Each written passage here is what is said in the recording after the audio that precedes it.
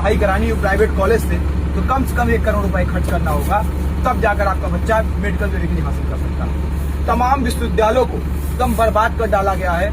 आप सोचिए वहाँ पर पढ़ाई लिखाई के नाम से कुछ नहीं होता है, केवल और केवल पेपर होता है। अभी हम लोग गोरखपुर विश्वविद्यालय में पढ़ते हैं, CBSE पैटर्न लागू कर दिया गया है।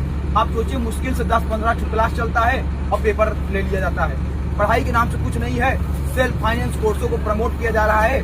वो सेल्फ फाइनेंस कोर्स 50-50 हजार रुपए किसी का फीस है, किसी का 1-1 लाख रुपए फीस है। कौन गरीब आदमी इतना पैसा देकर अपने बच्चों को वहाँ पर पढ़ा पाएगा? आप सोचिए पूरे देश में 8.5 लाख के आसपास टीचरों के पद खाली सरकारी स्कूल में। जब टीचर ही नहीं होंगे तो पढ़ाई कैसे होगी? और दूसरी तरफ जो बड़े बड़े प्राइवेट स्कूल चलते हैं वो केवल धंधा है पैसा कमाने का। आप कॉपी कहाँ से खरीदेंगे, किताब कहाँ से खरीदेंगे, ड्रेस कहाँ से खरीदेंगे, एक चीजें लोग तय करते हैं। आप सोचिए तब इन तमाम सवालों को लेकर आज जो लोग बोल रहे हैं, आवाज उठा रहे हैं। आज से भी एक घटना घटी इलाहाबाद विश्वविद्यालय में। वहाँ की शौचालय की व्यवस्था बहुत खराब थी, पानी की व्यवस्था खराब थी, पुस्तकालय में किताबें अच्छे नहीं मिलती। छात्रों ने वहाँ के प्रोफेसर को ज्ञापन दिया कि तमाम चीजों को दुरुस्त किया जाए। बड़े पैमाने छात्रों को इकट्ठा करके निशा छात्र संगठन के नेतृत्व में आंदोलन किया गया। आप सोचिए प्रशासन उनके मांगों को मानने के बजाय 4 छात्रों को निलंबित कर दिया, लेकिन छात्र माने नहीं। 2 दिन तक पूरे विश्वविद्यालय में बैठे धरने पे। सभी छात्रों ने अपने क्लास छोड़ा। हजारों के तादाद में छात्रों ने वहाँ पर गेट बाहर धरने पे बैठा। प्रशासन को झुकना पड़ा, प्रोक्टर को इस्तीफा देना पड़ा और इन चारों मांगों को मानना पड़ा। इसीलिए हम लोग मानते हैं कि लड़ेंगे तभी चीजों को हासिल कर सकते, और जनता जब जब लड़ी है तब तक चीजों को हासिल की है। इसीलिए हम लोग पूरे देश में समान और निःशुल्क शिक्षा व्यवस्था लागू इस मांग को लेकर हम एक व्यापक आबादी को जागरूक काम कर रहे हैं, क्योंकि शिक्षा एक लोकतांत्रिक देश, हर बच्चे का जन्मसिद्ध अधिकार होना चाहिए।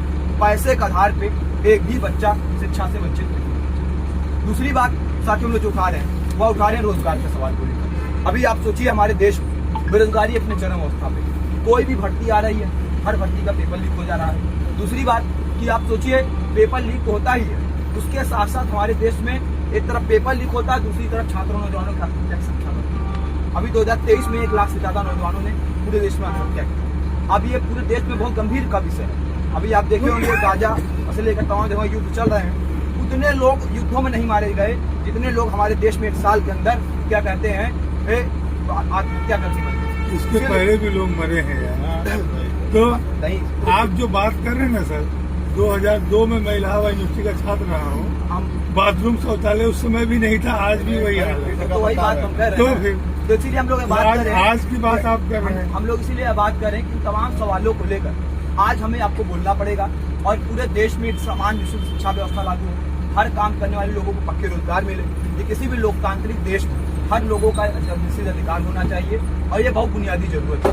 और इसीलिए हम लोग पूरे देश में लोगों के बीच में जा रहे हैं, शिक्षा रोजगार के सवाल को लेकर व्यापक आबादी को जागरूक समझने का लाभन कर रहे हैं। और हम मानते हैं जब आने वाले दिनों में लाखों लाख लोग इन सवालों को लेकर आवाज उठाएंगे तभी जाकर कुछ परिवर्तन हो सकता है। हम लोग मानते हैं छोटी छोटी लड़ाइयाँ एक दिन बड़े लड़ाई के रूप में सामने आएंगी, और इसी रूप में आप लोग चाहते हैं कि आप लोग भी इस मुहिम में जुड़िए।